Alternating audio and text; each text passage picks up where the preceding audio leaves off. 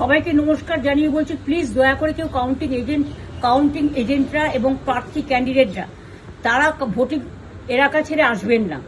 Strong রুমে যেখানে counting হচ্ছে, মানে সেন্টারে, সেখান ছেড়ে কেউ আসবেন না। এটা বিজেপির প্ল্যান। প্রথম 2-3 রাউন্ডে আমি কালকে থেকেই বলছি যে ওদেরগুলো আগে দেখাবে, আমাদেরগুলো পরে দেখাবে। এবং অনেক জায়গায় 2-3 রাউন্ড কাউন্টিং করার পরে প্রায় 100টা জায়গায় কাউন্টিং বন্ধ করে রেখে দিয়েছে। এবং কল্যাণীতে ধরা পড়েছে 7টা মেশিন, যেখানে কোনো মিল নেই।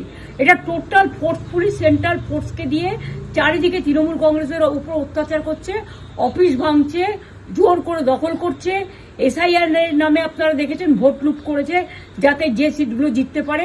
কিন্তু এখনো এমন 70টা সিট আছে, 100টা সিট আছে যেগুলো আমরা এগিয়ে আছি, সেগুলো বলছে না। টোটালটাই মিথ্যে নিউজ খাওয়াচ্ছে। আগে ডিআইসিও এই খবরগুলো দিত, কিন্তু তাকে কালকে চেঞ্জ করে দেওয়া হয়েছে। টোটালটাই ইলেকশন কমিশন নিজের ইচ্ছে মতো খেলছে, এবং সাথে কেন্দ্রীয় বাহিনীকে নিয়ে।